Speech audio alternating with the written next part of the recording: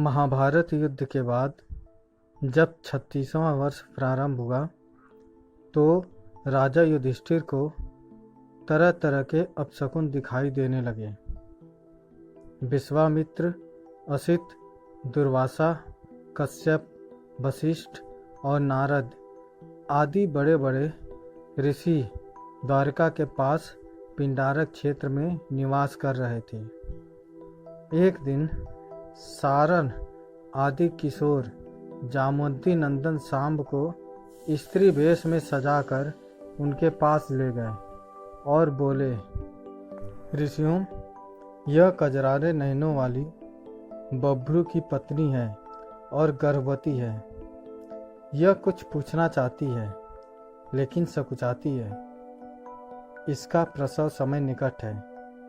आप सर्वज्ञ हैं, बताइए यह कन्या जनेगी या पुत्र?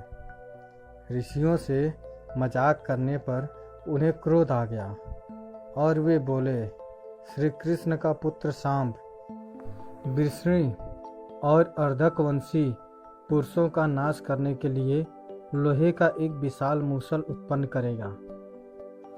केवल बलराम और श्री कृष्ण पर उसका वश नहीं चलेगा। बलराम जी स्वयं ही अपने शरीर का परित्याग करके समुद्र में प्रवेश कर जाएंगे और श्री कृष्ण जब भूमि पर शयन कर रहे होंगे उस समय जरा नामक व्याध उन्हें अपने बाणों से बीग देगा। मुनियों की यह बात सुनकर वे सभी किशोर बहुत डर गए और उन्होंने तुरंत शाम का पेट, जो गर्भवती दिखने के लिए बनाया गया था, खोलकर देखा तो उसमें एक मूसल मिला। वे सब बहुत घबरा गए और मूसल लेकर अपने आवास पर चले गए। उन्होंने भरी सभा में वह मूसल ले जाकर रख दिया। उन्होंने राजा उग्रसेन सहित सभी को यह घटना बता दी। उन्होंने उस मूसल को चूरा चूरा कर डाला और उस चूरे व लोहे के छोटे टुकड़े को समुद्र में फेंकवा दिया, जिससे कि ऋषियों की भविष्यवाणी सही न हो सके। लेकिन उस टुकड़े को एक मछली निगल गई और चूरा लहरों के साथ समुद्र के किनारे आ गया। और कुछ दिन के बाद एरक, एक प्रकार की घास के रूप में उगाया। मछुआरों ने उस मछली को पकड़ लिया। उसके पेट में जो लोहे का टुकड़ा था उसे जरा नामक व्याध ने अपने बाण की नोक पर लगा लिया। मुनियों के शाप की बात श्री कृष्ण को भी बताई गई।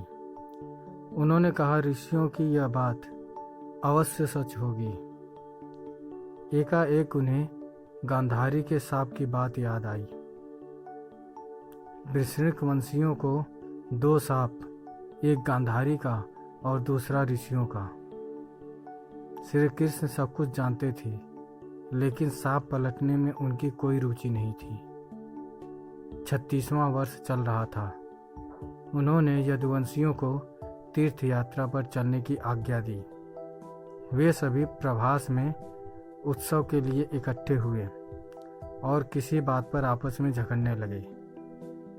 झगड़ा इतना बड़ा था कि वे वहां उग आई घास को उखाड़कर उसी से एक दूसरे को मारने लगे।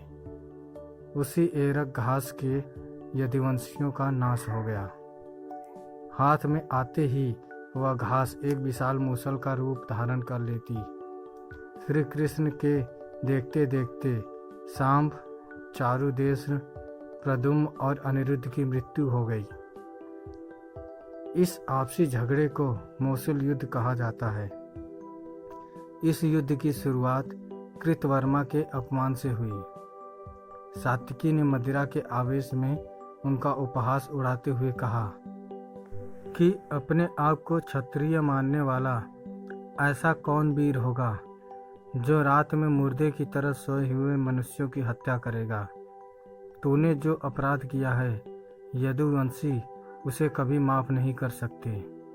उसके ऐसा कहने पर प्रद्युम्न ने भी कृतवर्मा का अपमान करते हुए उनकी बात का समर्थन किया। कृतवर्मा ने महाभारत का युद्ध लड़ा था और वे युद्ध में जीवित बचे 18 योद्धाओं में से एक थे। कृतवर्मा यदुवंश के अंतर्गत भोजराज हृदय का पुत्र और वृष्णिवंश के 7 सेना नायकों में से एक था। महाभारत युद्ध में इसने एक अक्षौहिणी सेना के साथ दुर्योधन की सहायता की थी। कृतवर्मा कौरव पक्ष का अतिरथी योद्धा था। कृतवर्मा को बड़ा क्रोध आया और उन्होंने एक हाथ उठाकर सात्विकी का तिरस्कार करते हुए कहा। भूरिश्रवा की बांह कट गई थी और वे मरणांत उपवास का निर्णय कर युद्ध भूमि में बैठ गए थे। उस अवस्था में भी तुमने वीर कहलाकर भी उनकी निशंसता पूर्वक हत्या क्यों कर दी? यह तो नपुंसकों जैसा कृत्य था।